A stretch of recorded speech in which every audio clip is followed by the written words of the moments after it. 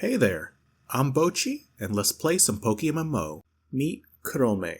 Kurome is by far my favorite shiny in the game, and although I've met rarer shinies along the way in my journey, Kurome will always have a special place in my heart and a permanent spot on my team. Kurome is also the Pokemon featured in my new profile picture, so huge shout out to Zephy for the absolute amazing artwork. I've always had an appreciation for black colored shinies. I think they are some of the coolest designs in Pokemon. I mean, who in PokeMMO doesn't want the black Charizard? One of my first shinies as a kid was actually the static encounter Haxorus in the nature reserve in Black and White 2. And beyond the nostalgia from my childhood playing the mainline Pokemon games, the black Haxorus represents so much more than that now.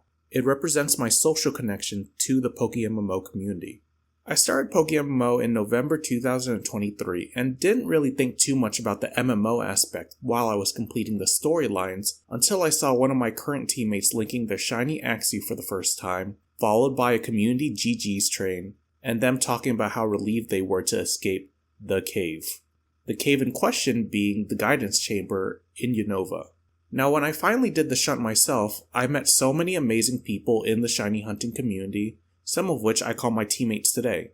We'd all log in at around the same time and be like, "Oh, we're back to the cave," or "It's cave o'clock," or "Haven't seen sunlight in so long, Axew soon," or telling coping statements like about how some spots in the cave were luckier than the other, like this ledge was a popular spot, the naughty corner was also apparently luckier than other spots. And while I did make it out faster than others, shout out Red who spent 10 months there, I still ended up phasing twice on a Woobat before. So I definitely appreciate Kurome a lot more because of how difficult that shunt was for me. So today we are going to be breeding Kurome into a natured 5x31 secret shiny. Now keep in mind that shiny breeding is criminally expensive, so I'd only recommend doing this with your absolute favorite shinies, or the ones that have the most sentimental value to you. You're better off spending that Pokeyen to meet newer and rarer shinies. Now, as I took a peek at the market right now, I'd say it's probably one of the more reasonable shiny breeds considering how many shiny Magikarps enter the market consistently. But still, this is gonna put a decent sized hole in my in-game wallet. Now, if you've been following up with my channel, you're probably wondering, Bocchie, aren't you broke from blowing 40 million Pokeyen on mysterious dustball gambles? Yes I am, but that's not going to be an issue here. Oh, no way! Oh my gosh, thank you so much Bocchie Bank for the generous donation of 80 million. Dude, you are so kind and rich and 6'4". Now by now you're probably also asking, Bocchie, weren't you just complaining in the other video about not being able to afford a Unity cape? You literally could just buy 2 right now with that. I started to hallucinate and imagine how good my character would have looked with a Unity cape on. What can I get in the game for 40 million Pokeyen?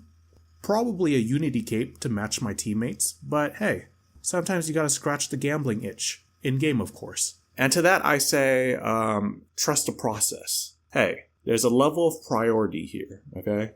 So when breeding for me, I usually nature the Pokemon first and then add the IVs from there. I know some of you guys out there do the nature last, and I'm gonna be real with you, I think it's weird, but you do you. Let me know in the comments whether or not you breed nature or IVs first. So for our first male breeder, we are looking for the cheapest adamant natured one, which would be this Magikarp at 2.7 million. But it does come with a 31 special attack IV, which we don't really want or need because this Haxorus is a physical attacker. And now we could do that, but I had a better idea. Let's go gambling. So a couple of days before recording this, I actually caught a glimpse of this adamant secret shiny Swablu with 31 attack and 31 speed. So in this scenario, the secret shiny particle effect will always override the normal shiny. And because both of them have 31 attack, it's impossible to low roll. So basically, we're only gambling the speed IV to high roll. Luckily, shiny breeding works a little bit differently and has an increased odds to high roll and IV. And as for our first breed, we lose the 50-50. Hey, even I take the L sometimes too. So for our second breed, I got a Dano with 31 attack, 31 defense, and 31 speed. This time we are bracing speed to guarantee the 31, and we are gambling the 31 defense on the 50-50. Now if you're asking, why can't you just not gamble and just go 1 IV at a time? And while it seems like I'm just justifying the gambling, it actually saves me a lot more money in the long run if I win. And as for this breed, we do win the 50-50. Now for the next breeds, I was originally just looking to go up 1 IV at a time and play it safe, but there were none that really matched my IVs, and it was really late and I wasn't in the mood to calculate how much it would be to make the breeder myself until I saw it. A 4x31 Magikarp that matched 2 of my IVs and had both of the IVs that I needed. I could potentially just end this breed here. So when I banned defense on Axew, right, it means we're double gambling on the other 2 IVs. I actually sat on this, whether or not to buy it for a while, just because my wallet was shrinking pretty fast and I didn't really have that much room for error. But hey, I remembered the moral of the latest Sauce Simon video, let's gamble. And sure enough, we win the 50-50 and lose the other. Perfectly balanced. This just means I have to finish this breed the boring way and use another 5x31 breeder. I was a little bit worried because they went for about 40 million last I checked, and I had less than that at this point. Luckily, I found this Scraggy for exactly the amount I had on hand, and it actually came with a 2022 Halloween particle. Fun fact, this was actually how I found out that the Scraggy line was in the Dragon Egg group. I would have never thought that based on its appearance, but hey, that's pretty cool.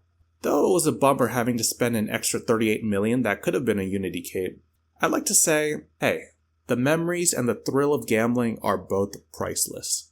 And as we head back to the guidance chamber for our last hatch, I'd like to thank all the wonderful people I've met in this community as a result of shunting this Axew for the first time.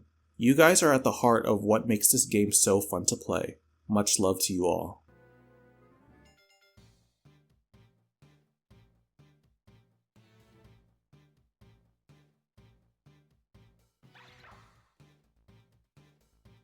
And as I cope here with the loss of 83 million Poke Yen, please enjoy this looping clip of the secret shiny particle.